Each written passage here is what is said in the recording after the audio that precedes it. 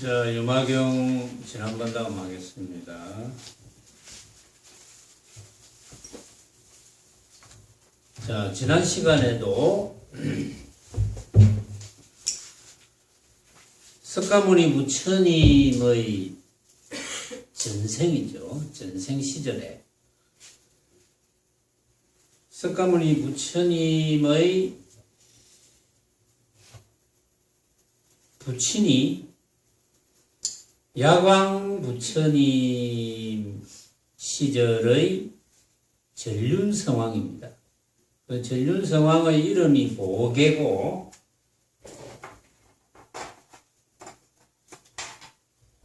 부친의 이름이 전륜성왕이었는데 이름이 보계고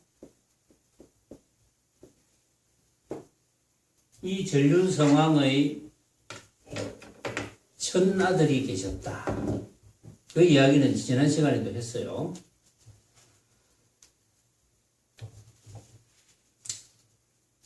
그 전륜성왕과 이 첫아들이 이제 야광 부처님을 이제 공양하기를 보급을 채웠다. 이제 그때 이 첫아들 중에 월계라는 아들이 있습니다.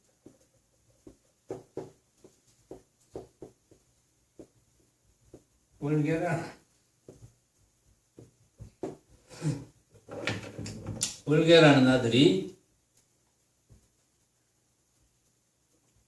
그동안 야광 부처님을 이제 5급 동안 잘 모셨는데 이거보다 더 잘 모실 방법이 없겠나 라고 이제 혼자 생각을 합니다. 그러니까 하늘에서 이야기하죠. 그거보다 더 좋은 공양이 있다. 그 공양이 뭡니까? 이러니까 법공양이라고 이야기를 했습니다.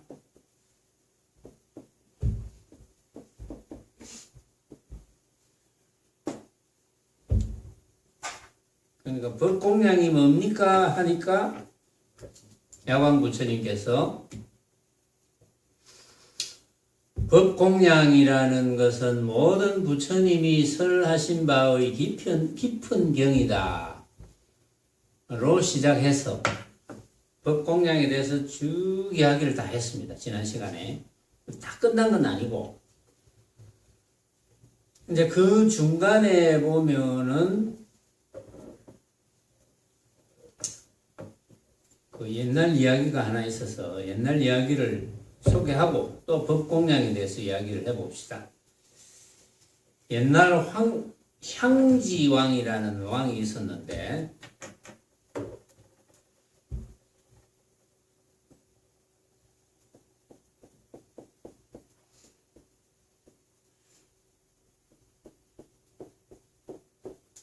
이 향지왕은 아마도 그 인도의 왕이었을 것으로 짐작이 됩니다. 이 당시에 이 향지왕이 정말 귀하고 귀한 모베구스를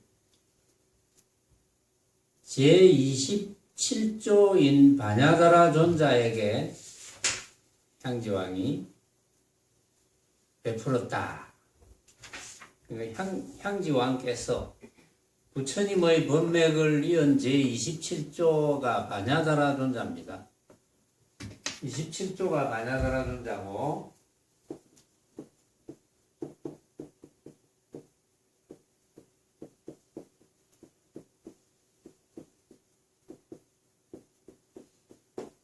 (28조가) 달마대사,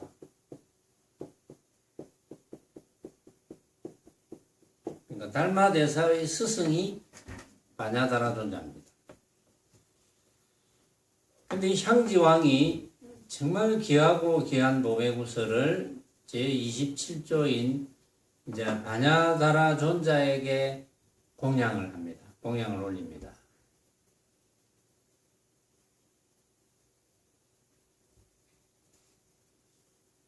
그러니까 바냐다라 존자는 이 기회를 놓치지 않고 형님 되는 두 분 왕자에게 묻습니다. 그런데 아마 이제 문맥의 내용을 보니까 바냐다라 존자도 왕자인 것 같아요. 왕자고 사실은 달마대사도 왕족이었죠. 왕자였죠. 달마대사도. 그런데 이 바냐다라 존자가 형님 되는 두 분 왕자에게 묻습니다. 이 구슬의 찬란히 빛남을 능히 어떤 것이 미치겠습니까? 따를 수 있겠습니까? 이렇게 묻습니다.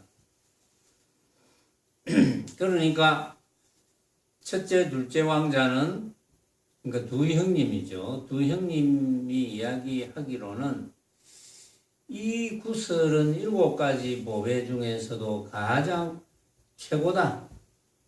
진실로 비교할 만한 그런 보배가 없다. 이렇게 이야기합니다. 그러니까 바냐다라 존자가 이렇게 이야기합니다. 형님에게. 이것은 세상의 보배라. 사실은 가장 최상의 것이 못됩니다. 이렇게 이야기합니다. 그러면 두 분 형님이 뭐 알아들으면 다행이겠지만 못 알아들을 수도 있겠죠. 그러면서 이제 설명을 합니다. 모든 보배 중에는 법보배가 제일 위입니다. 이렇게 합니다. 법보배. 그리고 이 구슬은 뭐 가치를 따질 수 없는 귀한 구슬이지만 이것은 세상의 구슬이다. 세상의 빛이다. 그래서 쉽게 말해서 모습의 빛이라는 거죠. 모습의 빛은, 모습의 가치는 세상의 것이 못됩니다. 모든 빛 중에는 지혜의 빛이 최고입니다. 이렇게 이야기합니다. 지혜의 빛과 세상에서 제일 비싸고 귀한 그 구슬의 빛의 차이는 뭐 알만한 거죠. 그 구슬의 빛은 모습의 빛이고 지혜의 빛은 모습을 다 능가하는 빛이죠. 지혜의 빛. 또 이 보배구슬의 밝은 빛은 세상의 밝은 빛이기 때문에 최고가 못됩니다. 모든 밝음 중에는 마음의 밝음이 가장 최상입니다. 이렇게 이야기합니다.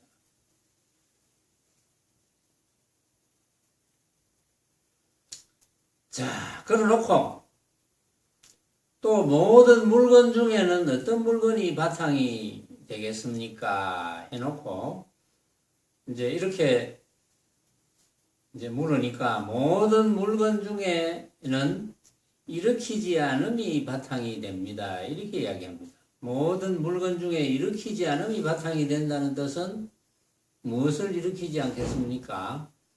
망념을 일으키지 않는다 이런 뜻이겠죠. 망념을 일으키지 않는 것이 바탕이 됩니다. 또 이제 형님들이 모든 물건 중에는 어떤 물건이 가장 높은가? 그래 물으니까 모든 물건 중에는 사람과 내가 가장 높습니다. 사람과 내가 가장 높다. 왜 그렇게 했습니까? 사람과 나가 가장 높다. 망념을 일으키지 않으면 사람이 곧 부처고 내가 곧 부처이기 때문에 그렇다. 는 뜻으로 이제 자꾸 이야기를 하는 거예요. 또 모든 물건 중에는 어떤 물건이 가장 큰가 이렇게 이제 형님들이 물으니까 모든 물건 중에는 법성품이 가장 큽니다. 이렇게 이제 대답을 하니까 형님들이 이제 잘 못 알아들었죠. 바냐다라 존자와 두 분 이제 왕자의 형님의 그 지혜는 벌써 이제 그건 뭐 하늘과 땅 차이니까. 그러니까 이렇게 이제 지혜로서 이야기를 하신 바냐다라 존자가 이제 달마대사의 스승입니다. 그래서 달마대사의 스승의 이런 문답을 보니까 역시 석가모니 부처님의 전신이었던 그 당시 이 전륜성왕인 보계의 아들인 월계왕자, 월계도 왕자거든요. 바냐다라 존자도 왕자니까 월계왕자와 비교되는 것이 아니냐 이래서 이제 법공양이라는 말이 나오니까 그 이제 옛날 이야기로 법공양에 대해서 또 이 법성품, 법공양 여기에 대해서 알아들을 수 있도록 그렇게 이제 옛날 이야기를 한번 소개를 한 것이 있어서 제가 잠깐 소개를 했고, 자, 법공양에 대해서 계속 지금 이제 야광 부처님께서 이야기를 이제 하는 부분을 계속 소개하겠습니다. 또 모든 법의 말씀과 같이 닦아 행하며 12인연의 순이 따라서 모든 사견을 여의며 무생인을 얻어서 내가 없음을 결정하며 중생도 있음이 없으되 인연 과보에 어김이 없고 다툼이 없으므로 모든 내 것을 여의며 뜻에 의지하고 말에 의지하지 아니하며 철에 의지하고 아리에 의지하지 아니하며 요의경에 의지하고 불요의경에 의지하지 아니하며 법에 의지하고 사람에 의지하지 아니하며 법상의 순이 따라 드는 바가 없으니 돌아가는 바도 없으며 안밝음이 필경의 멸함인 탓으로 모든 행도 필경엔 멸함이며 이내 남도 필경엔 멸함인 탓으로 늙고 죽음도 또한 필경엔 멸하나니 이와 같이 관함을 짓되 12인연이 다하는 모습이 있음없어서 다시는 소견을 일으키지 않을세 이 이름이 가장 으뜸인 법의 공양이니라.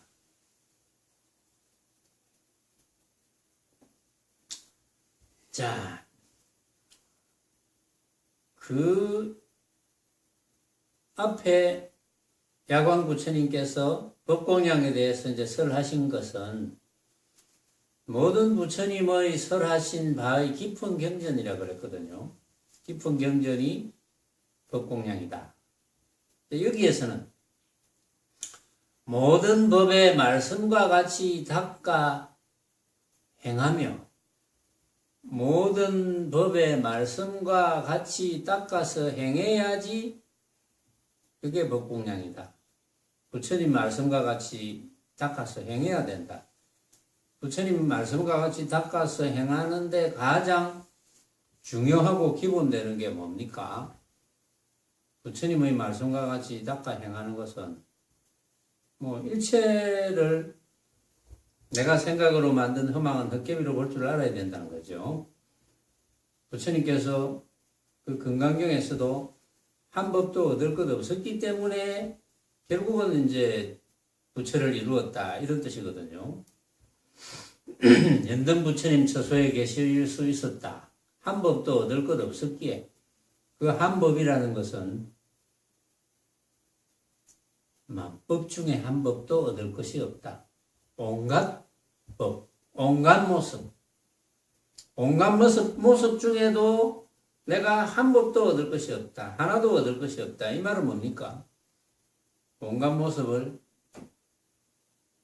진짜로 알지 않았다 이거죠. 온갖 모습을 다 가짜로 알았다.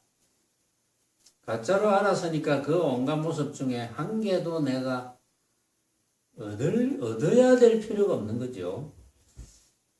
예를 들어서 우리가 모습을 굴리는데 사용하는 것은 별 문제입니다.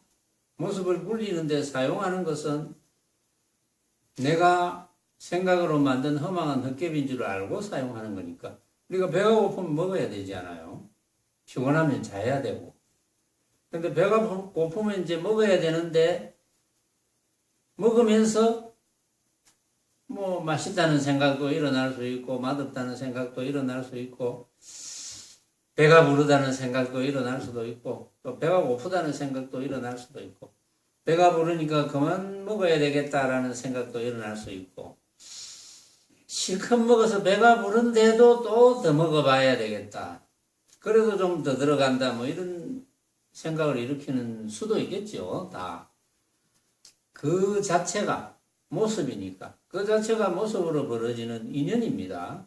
그렇죠? 모습으로 벌어지는 인연이니까 그 배가 고프면 먹고 또 먹으면서 아직도 배가 덜 찼으면 더 먹고 그러면서 처음에는 똑같은 음식을 먹지만 처음에는 맛있게 느껴지는데 두 번째는 배가 부르니까 뭐 별로 맛없게 느껴진다. 그런 생각을 일으킬 수도 있는 거죠.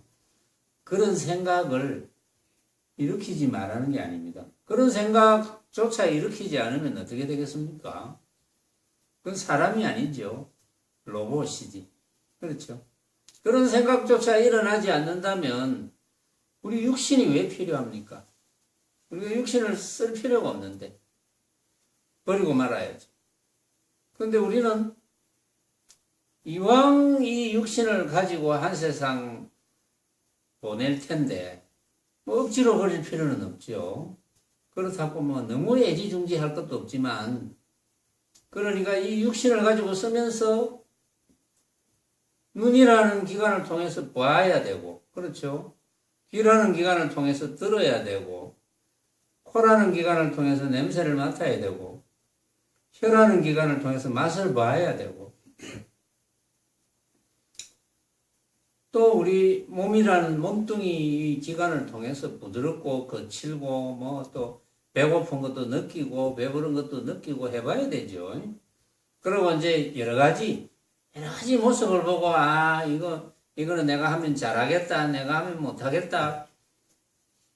또 하면서 어떤 일을 하면서 내가 참 잘하네 이런 생각을 하지 말라는 게 아닙니다. 하세요. 무슨 생각이든지 다 할 수 있어요. 하되 내 생각이 꼭 맞지는 않다. 그걸 알면 되죠. 어떻게 내 생각이 다 맞겠습니까? 맛을 보는데 정말 맛있네. 세상에서 제일 가는 맛이다. 어떻게 내 생각이 다 맞겠습니까? 맞지를 않죠. 맛뿐만이 아니라 보이는 물건, 또 코로 맡아지는 냄새, 감촉을 느끼는 감촉, 우리가 육근으로 느끼는 온갖 것. 이제 이전에는 이제 이 부처님의 가르침을 모를 때는 그게 전부인 줄 알고 살았잖아요. 우리가 느끼는 게 이게 전부다. 그리고 이제 내 생각이 틀림없다. 고집이 좀 센 사람일수록 내 생각이 틀림없다 이렇게 주장하죠.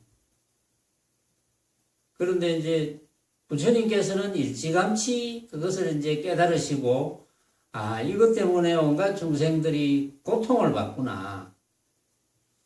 결정을 해가지고 고통을 받는다.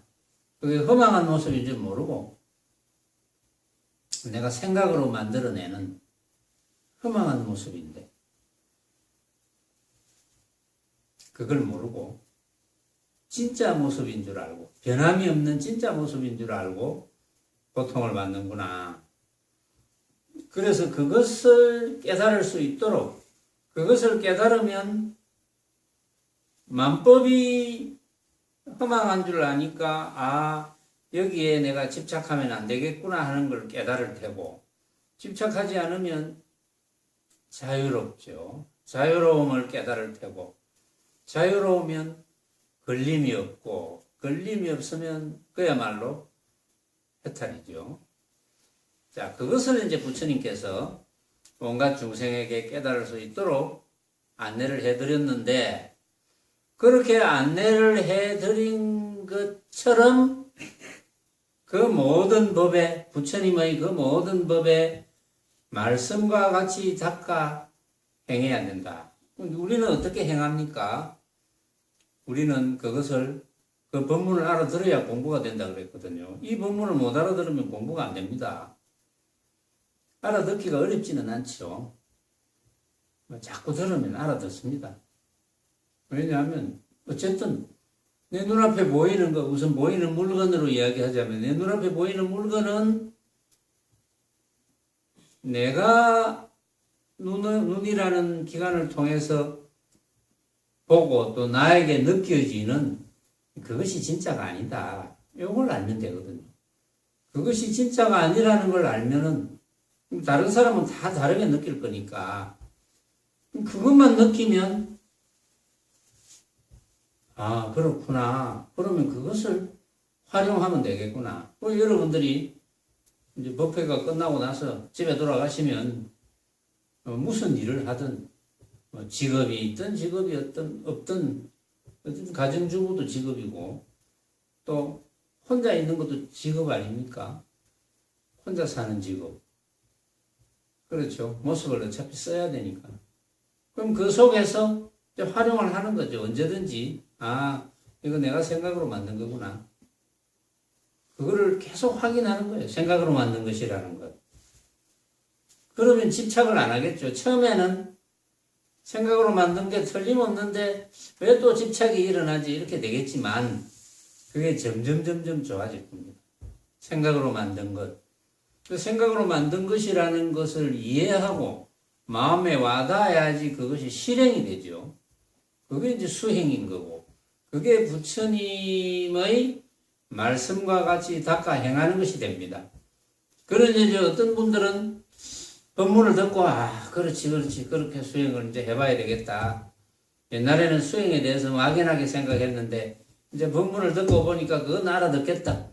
그래가지고 다음날 아침부터 눈을 뜨자마자 내가, 그렇지, 나에게 느껴지는 거, 이거는 진짜가 아니지. 이걸 이제 늘 활용을 해야 되겠다고 생각했는데, 눈 뜨자마자 잊어먹습니다. 어떤 애는 하루 종일 잊어먹어요. 운 좋으면 저녁에 어쩌다가 한번 나에게 무슨 일이 닥쳐올 때 누가 막 욕을 하거나 갑자기 너무 배가 고프거나 이럴 때 이제 언뜻 한번 법문 들은 생각이 나거든요. 아이고, 오늘 하루 종일 잊어먹구나. 그래서 법문을 많이 들어야 됩니다. 이제 부처님들, 석가모니 부처님뿐만이 아니라 여기 이제 야광 부처님, 우리 이제 그 현급의 천 부처님을 다 거론할 수는 없지만 석가모니 부처님 바로 앞에 6 부처님이 더 계셨으니까 그 6 부처님도 그렇고 그분들의 개송이나 또 부처님들은 항상 법문하시면서 문답하시면서 깨달을 수 있도록 그렇게 안내를 하시거든요. 법문하는 도중에 또 문답을 합니다. 묻고 대답하고. 이런 자리에서는 저도 잘 묻잖아요. 묻고 대답하고. 근데 여러분들은 너무나 수순하니까 다 아니까 별로 질문할 게 없죠. 그러니까 저도 대답할 것도 없고 너무나 수행을 잘 하시니까 그렇겠죠. 이제 그런데 그렇게 믿고 있었는데 하루 종일 수행을 하는 방법조차 잊어먹었다. 그럴 때가 생기거든요. 그래서 이제 법문을 자꾸 들어야 됩니다. 그래야 이제 안 잊어먹죠. 안 잊어먹고 또 이제 늘 잊어먹는다는 것은 망념이 치고 들어와서 그렇거든요. 잊어먹는다는 것은 과거에 내가 약간의 충격을 받았거나 누가 욕했는데 기분이 엄청나게 나빴거나 또 기타 등등 그런 약간의 충격들 때문에 그 생각이 이제 떠나지 않고 있는 거거든요. 그 생각이 먼저 내 공부를 막아버리니까 망념이 내 공부를 막아버리니까. 그래서 내 눈앞에 벌어져 있는 것이 전부 내가 생각으로 만든 허망한 헛개비인데 라는 이 생각을 잊어먹어 버리거든요. 그러니까 망념이 먼저 막아버리니까 잊어먹죠. 그래서 망념을 깔아앉히는 그런 이제 공부가 또 좀 필요하죠. 필요한 분에게는. 그런 공부가 필요 없는 분에게는 또 필요 없어요. 그런 공부가 필요한 분에게는 반드시 또 필요하거든요. 그렇게 이제 예를 들어서 그런 공부가 아니고 내가 필요하구나라고 느낀 분들이 실제로 좌선을 해보면 다르다는 걸 느낍니다. 아, 이제는 빨리 법문 들은 것이 생각이 나고 빨리 이 벌어진 모습이 내가 생각으로 만든 허망한 헛개비지라는 생각이 빨리 떠올라요. 그래야 공부가 순탄하죠. 옛날에 이제 그런 사례도 있습니다. 어느 유명한 스님인데 제가 스님 이름은 생각 안 나지만 선사인데 선사가 그 자선만이 공부가 다인 줄 알고 또 자선만이 다인 줄 알고 일할 때도 혼자 숨어가 자선만 하고 어쨌든 자선만 하고 있으니까 옆에서 이제 스승께서 그랬죠. 자선하는 옆에 가가지고 시끄럽게 기왓장 하나를 푹 갈아서 이렇게 시끄럽겠죠. 드르륵 가니까. 그래서 스님 기왓장을 말라고 그래 갑니까? 기왓장을 갈아가지고 거울을 만들려고 한다. 기왓장을 갈아가지고 어떻게 거울을 만들 수 있겠습니까? 그러니까 자네는 왜 눈만 뜨면 그렇게 앉기만 하느냐. 저 부처가 되려고 한다. 앉기만 해가 부처가 어떻게 되겠느냐. 소의 이 코를 깨가지고 수레를 매달아 놓으면 수레를 쳐야 가겠느냐, 소를 쳐야 가겠느냐. 수레를 아무리 쳐도 안 가죠. 소를 쳐야지. 그러면 어떻게 해야 되겠습니까? 내한테 물어라. 네가 의심나는 걸 질문을 해라.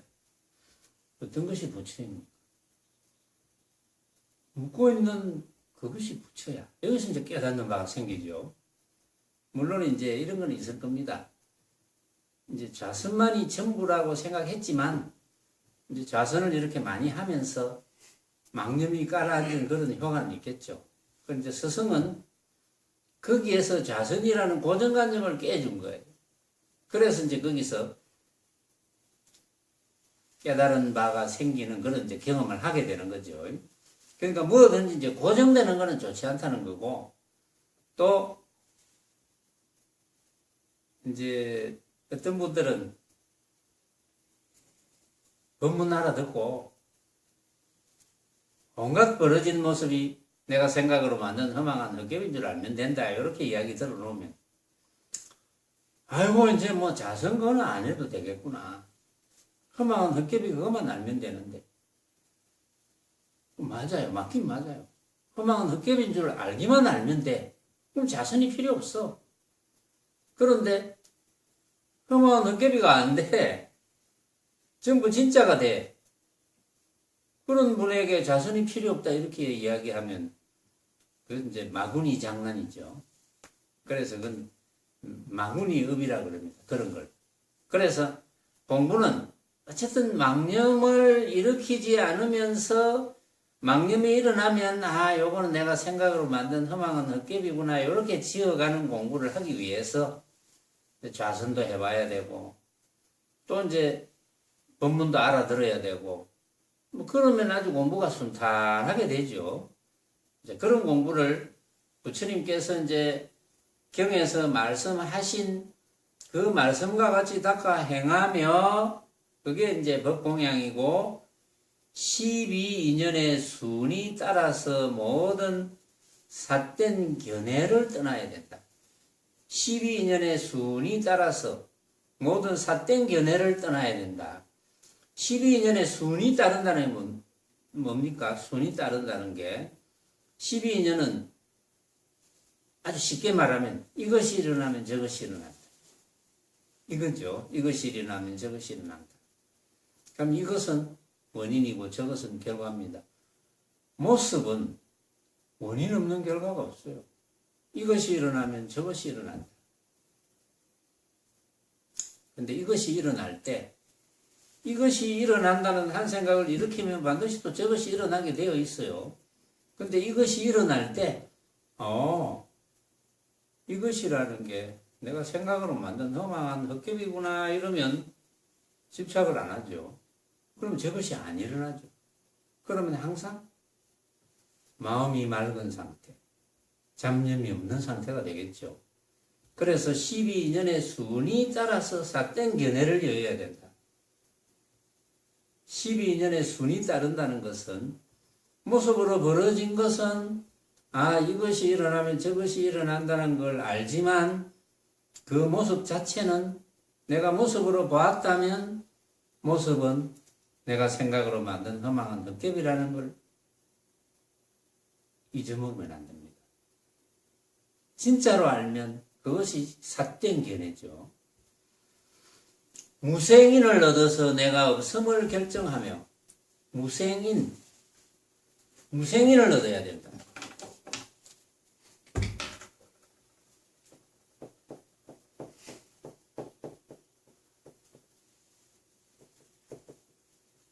무생인을 남이 없는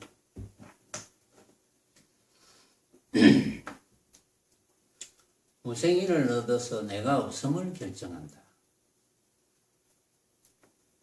이제 여러분들은 이 수행을 하기 전에 부처님의 가르침을 받기 전에 부처님의 불법 공부를 하기 전에는 다 내가 있다고 생각했을 거예요. 지금도 내가 있다고 하는지 모르죠. 자, 여러분들이 내라고 하는 건 어떤 겁니까? 여러분들이 내라고 하는 거. 여러분들이 내라고 하는 거는 뭘로 만듭니까? 자, 내가 이렇게 생겼네. 이런 지식을 가졌네. 이런 지위가 있는네. 이런 나이가 있는네. 뭐 그런 거잖아요. 여러분들이 나라고 할 때는 뭘 나라고 합니까? 모습을 나라고 하잖아요. 전부 모습이죠. 모습을 나라고 하잖아요. 그 모습이 진짜입니까? 진짜일 리가 없죠. 가짜죠, 전부. 그러니까 나라고 할 것이 무엇일까요? 나라고 할 것이 있습니까? 어떤 때를 나라고 합니까? 이것은 진짜 내야. 어떤 때를 이것은 진짜 나다 이렇게 하겠습니까? 그럴 때가 있겠습니까? 그럴 때가 없죠. 나라고 생각하면 지금 내가 이런 나라고 생각하면 또 잠시 딴 생각하다가 또 이런 나 하면 그 이런 나가 다 다르거든요. 같을 수가 없습니다. 그것을 느끼느냐 못 느끼느냐. 그것을 느끼면 나라고 할 것이 없구나 하는 걸 느낍니다. 나라고 할 것이 없는데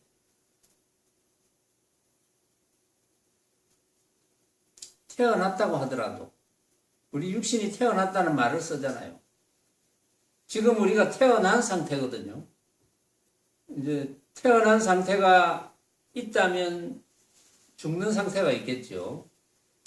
태어난 상태, 지금 나의 태어난 상태도 내가 생각으로 만든 것. 그러면 내가 죽는 상태도 생각으로 만든 것이지 않겠습니까? 그래서 나라는 것은 뭐라고 할 것이 없으니까 나라는 것이 없습니다. 그래서 무아인법이라 하거든요. 무생인을 알아서 내가 없음을 결정한다 그랬으니까 무아인법이랍니다. 그것은 내가 없음, 나라고 할 것이 없음. 나라고 할 것이 없다는 것을 만약에 안다면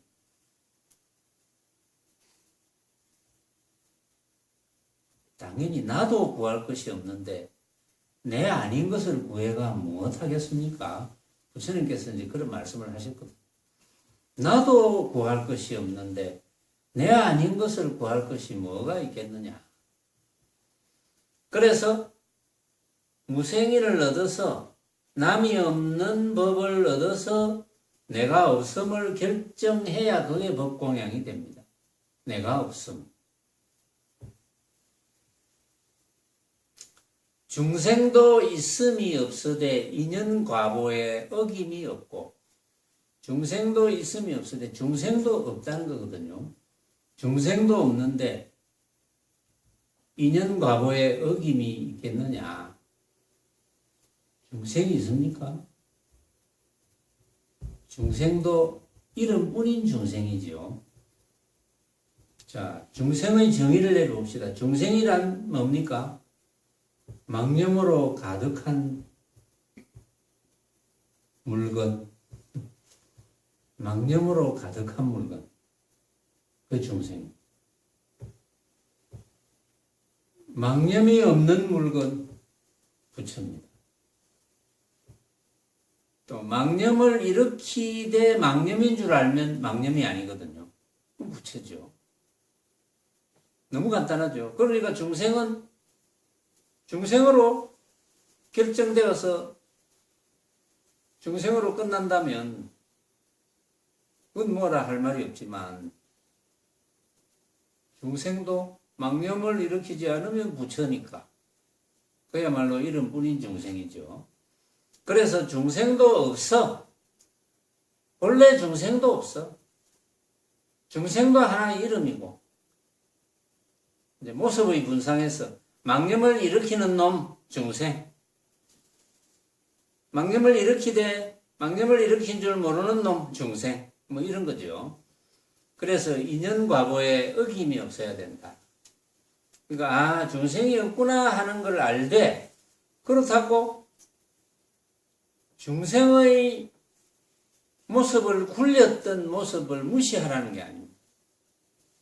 우리 이 모습이 망념이 가득할 때는 중생의 모습인데 망념이 없으면 그럼 부처의 모습이라 해도 돼요. 그런데 부처의 모습이라는 것은 없는 거거든요.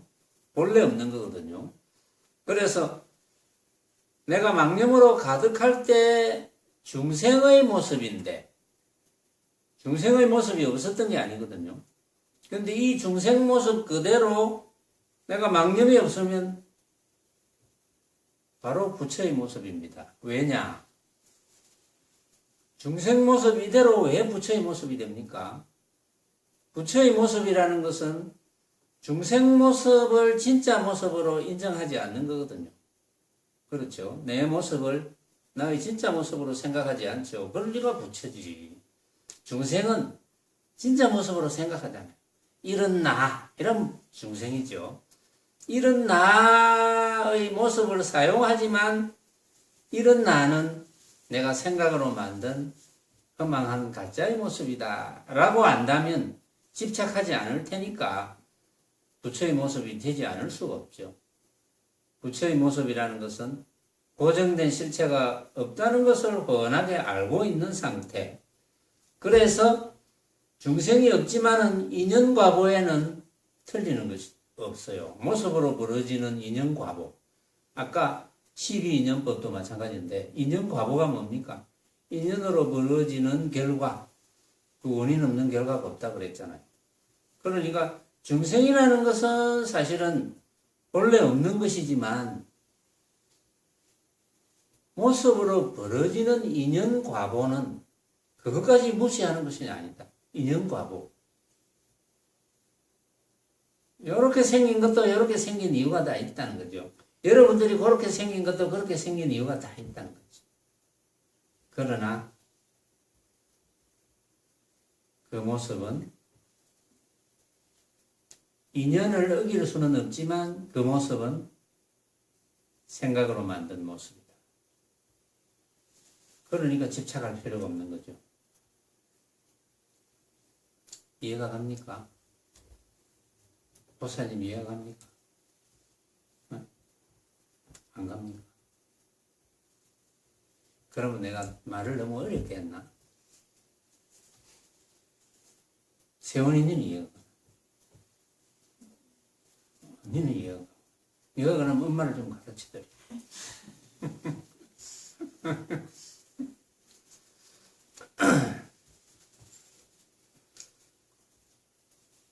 다툼이 없으므로 모든 내 것을 떠나며, 다툼이 없기 때문에 내 것을 떠나는 거죠. 다툼은 어디서 생깁니까? 다툼은 어디서 생겨요? 다툼은 두 사람이 다툰다. 뭐 때문에? 모습 때문에. 어떻게? 모습을 진짜로 아니까 다투는 거지. 그러니까 다툼이 없기 때문에 내 것을 떠난다. 그게 이제 다툼이 없기 때문에 내 것을 떠난다고 했지만 또 내 것이 없기 때문에 다툼이 없는 거예요. 이제 내 것이 있다는 것은 어떤 뜻입니까? 내 것 하고 진짜로 아는 것. 내 것 하지만 가짜로 알면 다툼이 없죠. 이거 내 건데 사실은 내가 생각으로 만든 허망한 헛개비 같은 가짜야. 그리 알면 다툼이 없죠. 다툼은 만약에 내 거는 귀하고 네 거는 귀하지 않다. 상대는 자기께 귀하고 네게 귀하지 않다. 그럼 다투는 거잖아요. 네 거 내 게 있어가지고. 그래서 귀하다 귀하지 않다 하는 것도 자기가 정하는 거거든요. 그 허망한 헛개비 같은 것을 진짜로 착각해서 정하는 거거든. 그러니까 다툼이 일어나죠. 그래서 다툼이 없기 때문에 모든 내 것을 떠난다. 얼마나 편하겠습니까? 뜻에 의지하고 말에 의지하지 아니하며, 뜻에 의지하고 말에 의지하지 아니해야 법공양이 된다. 말에 의지하는 것은 뭡니까? 우리가 말을 하는 것은 뭘 기준으로 말을 합니까? 그것 또한 모습이죠. 뜻에 의지하는 것은 뭡니까? 어떤 뜻에 의지합니까? 모습은 내가 생각으로 만든 허망한 뜻이야. 이 뜻에 의지해야 돼. 말에 의지하지 말고. 말은 뭐든지 하나를 가지고 말을 하려면 모습을, 허망한 모습을 진짜라고 착각해야 말이 되거든요. 우리가 무슨 말을 하려 해봅시다. 무슨 말이라도. 모습을 가지고 진짜로 착각해서 결정을 해야 말이 되는 거죠. 그러니까 그런 말에 의지하면 안 되고 뜻에 의지해야 됩니다. 부처님 뜻에. 아, 일체는 내가 생각으로 만든 허망한 헛개비구나 하는 뜻에 의지해야 됩니다. 이제 일체는 내가 생각으로 만든 허망한 헛개비야 라는 말을 해도 돼요. 말을 해도 되지만 그 말의 뜻은 뭡니까? 헛개비를 실천하자는 뜻이니까 그거는 다툼이 일어나지 않죠. 다툴 대상이 없으니까 다툼이 일어나지 않겠죠. 그 다음에 철에 의지하고 아리에 의지하지 아니하며, 철에 지혜에 의지하고 아리 지식에 의지하지 않으며. 근데 우리는 어릴 때부터 지금까지는 이제 지식에 의지해 왔습니다. 모든 지식. 이제 지식을 기억하죠. 외우고 기억합니다. 그 지식에 의지를 해왔거든요. 그래, 지식이 많으면 똑똑한 사람, 지식이 적으면 무식한 사람. 그 똑똑한 사람은 추대받고 존경받고 무식한 사람은 천대받고 그렇게 지냈잖아요. 사실은. 그런데 그것은 전부 지식에 의지하는 삶. 그런데 지식도 정해진 모습이죠. 그래서 지식에 의지하지 말고 지혜에 의지해야 된다.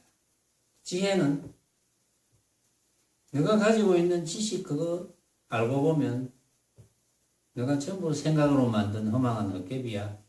이렇게 하는 게 지혜죠. 그래서 그런 지혜에 의지해야지 내가 알고 있는 지식을 진짜라고 생각해서, 진짜라고 착각해서 주장하고, 내 거는 주장하고, 너 거는 주장하지 아니하고, 이제 이런 삶을 하면 법공양이 안 된다. 그런 뜻입니다. 그 다음에 요의경에 의지하고 불요의경에 의지하지 아니하며, 요의경은 뜻이 요달된 경, 뜻이 요달된 경에 의지해야지 불요의경, 뜻이 요달되지 않는 경에 의지하면 안 된다. 뜻이 요달되지 않은 경은 부처님께서 말씀하셨을 리가 없거든요. 뜻이 요달된 경은 부처님께서 반드시 말씀하셨겠죠. 그럼 어떤 뜻이 요달된 경이라고 할 수 있습니까? 어떤 뜻이 요달된 경입니까? 뜻이 요달된 경은 뭐 건강경도 그렇고 유마경도 그렇고 뜻이 요달된 경입니다. 거기에 이제 핵심적인 뜻은 뭡니까? 핵심적인 뜻은 뭐라 해도 간단히 이야기할 수 있잖아요. 또 달마대사께서 요약한 삼계유심, 만법유식, 이게 핵심적인 요의경이죠. 부처님께서도 건강경에서 말씀하시고 유마경에서도 말씀하시고, 그게 요의경입니다. 핵심이 요달된 경. 그러니까 여기 이제 유마경이니까 이런 유마경에 의지해야지 핵심이 요달되지 않은 그런 경전에 의지하면 안 된다, 이런 뜻이거든요. 그 다음에 법에 의지하고 사람에 의지하지 아니하며, 법에 의지해야지 사람에 의지하면 안 된다. 사람에 의지한다는 건 뭡니까? 우리가 사람을 이야기할 때는 사람에 따른 모든 모습이죠. 그 사람 뭐 생긴 모습, 그 사람이 가진 지위, 직책, 지식, 능력. 결국은 사람에 의지하면 안 된다는 뜻은 모습에 의지하면 안 된다는 거죠. 그런데 대개는 사람에 의지하죠. 수행을 잘 모르는 분들은 100%가 사람에 의지하지 않습니까? 그래서 세력을 따라다니고 무리를 따라다니고, 혼자 있으면 사회적 동물이 안 된다고 지탄받고, 그렇죠. 알고 보면 무소의 뿔처럼 혼자서 가야 되는데 혼자서 가면 안 돼. 어쨌든 더불어서 가야 돼. 이제 그렇게 배워왔잖아요, 우리는 어릴 때부터. 그런데 부처님의 말씀을 이제 듣고 느끼고 알기 시작해 보니까, 아, 결국은 혼자 가야 되는 거구나. 혼자서 판단하잖아요. 우리가 여기 다 있어도, 이 소리를 다 같이 들어도 각자가 판단하잖아요. 소리가 크네, 작네, 뭐 북소리 같이 들리네. 안 그러면 딴 생각하고 있는 분들한테는 분명히 주장자가 이렇게 움직이는 걸 봤는데 소리가 안 들려. 그런 분도 있을 테고. 그러니까 법에 의지해야지 사람에 의지하면 안 된다. 법은 부처님 법, 불법. 부처님 법에 오로지 의지해야 된다. 부처님 법은 모습을 이야기하겠습니까? 부처님 법은 모습을 이야기하지 않죠. 부처님 법은 모습은 허망하다고 이야기하잖아요. 그렇죠? 그래서 사람에 의지하지 말고 부처님 법에 의지해야 된다. 여기에 내용이 조금 더 있으니까 이건 다음 시간에 하겠습니다.